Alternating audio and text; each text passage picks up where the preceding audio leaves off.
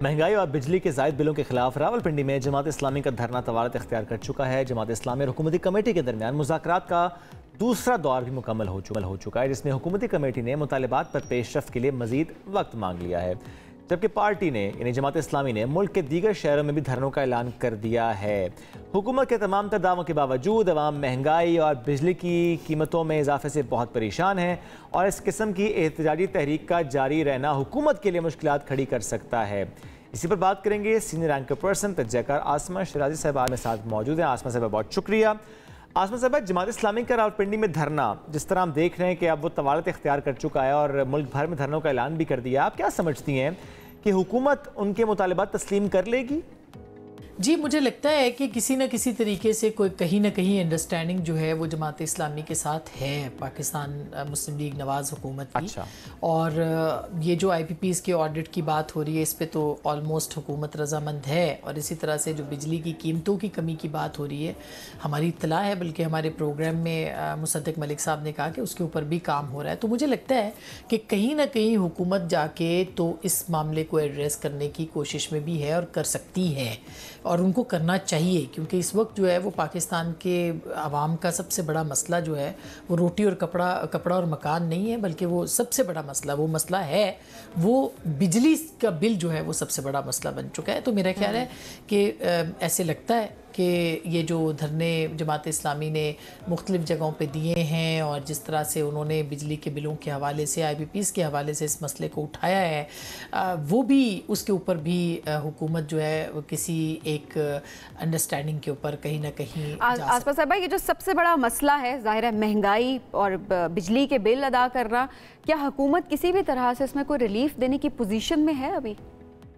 میں پوزیشن میں تو ہر حکومت ہوتی ہے، وہ چاہے تو ہر چیز کی پوزیشن بنا سکتی ہے۔ بہت سارے انٹرنیشنل معاہدے ہیں، بہت ساری لوکل آئی پی پیز ہیں۔ آڈٹ اگر ہوگا تو پتہ چلے گا کہ کیپیسٹی چارجز میں کتنے پیسے گئے ہیں۔ یہ معاہدے جب کیے گئے، جب بعد میں رینیو عمران خان صاحب کے دور میں ہوئے، اس میں اور اس سے پہلے نواز شریف صاحب کے دور میں کچھ آئی پی پیز آئیں، وہ جو ہے اس کی کیپیسٹی چارجز کے حوالے سے جو ہے وہ بہت ایک بالکل کنسرنز جو ہیں وہ بالکل درست لوگوں کے کنسرنز ہیں کہ اتنی بجلی نہیں ہے جتنے کہ ان کو پیسے دینے پڑتے ہیں، اور یہ کھربوں میں اماؤنٹ جا چکی ہے۔ تو یہ ایک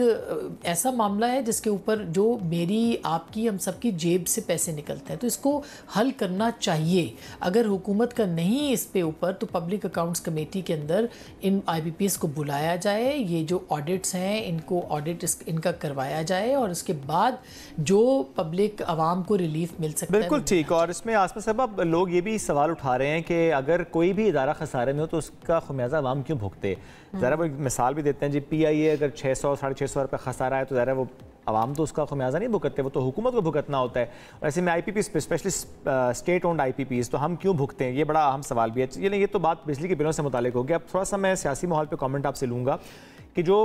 بانی پی ٹی آئی نے 2 روز پہلے کہا کہ مذاکرات کرنا چاہتے ہیں، تیار ہیں، بلکہ انہوں نے کہا کہ فوج نمائندہ مقرر کریں، ہم بات کریں گے، ذرا کھلے عام ایک پیغام بھی دیا۔ اس سے پہلے للکارتے رہے، اس سے پہلے الزام لگاتے رہے، بعد میں الزام کو تنقید کہہ دیا، اور اب مذاکرات کی بات کر دی۔ ایسے ہو جاتے ہیں مذاکرات اس انداز سے بات کی کرنے والوں کے ساتھ؟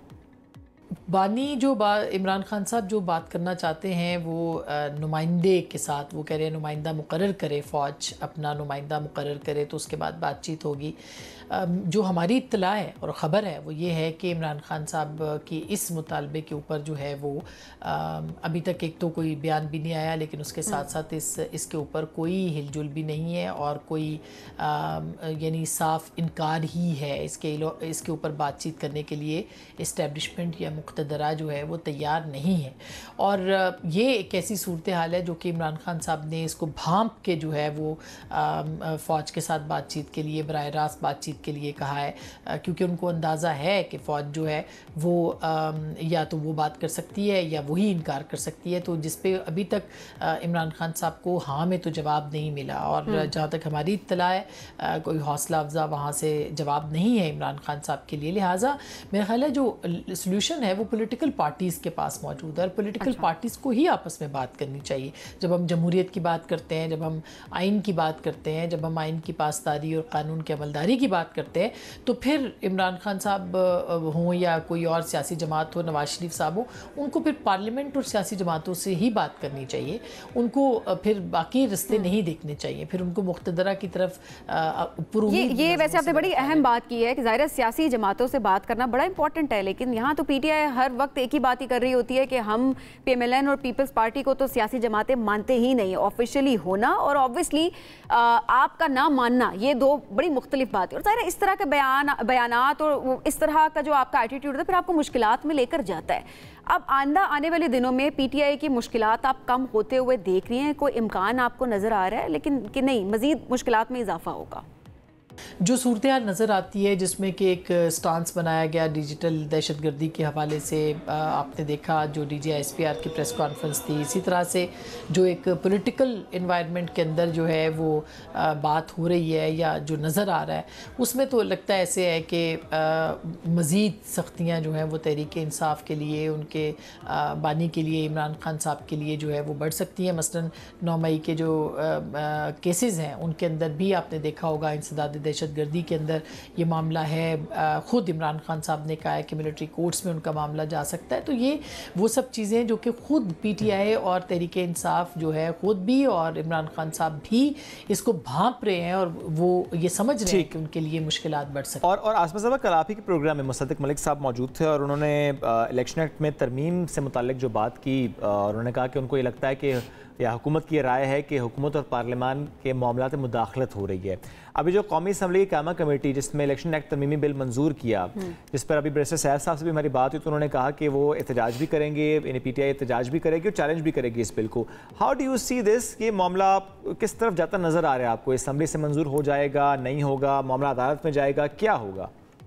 देखिए, ये जो बिल हुकूमत ने पास किया है कायमा कमेटी ने, और उससे पहले ये बिल जो है वो पेश किया गया था, और जो तरीक़ाकार होता है उसके बाद ये अब अगले मरहले के अंदर दोबारा पार्लियामेंट में जाएगा और वहाँ पे आइज़ और नोज़ होंगी, यानी कि और वो सादा अक्सरियत जो है वो हुकूमत के पास है। और इम्कान है, बहुत एक भरपूर इम्कान है कि इस बात का कि ये बिल पास हो जाएगा जिसमें कि जो हलफनामा है उसके ऊपर जो एक उसको जमा कराने और जो आज़ाद उम्मीदवारों के लिए 3 दिन के अंदर अंदर करवाने, उसके ऊपर कानून साजी है। और इसी तरह से मखसूस नशिस्तों की लिस्ट जो कि पहले दी जाती है उसकी कानून साजी है। तो ये जब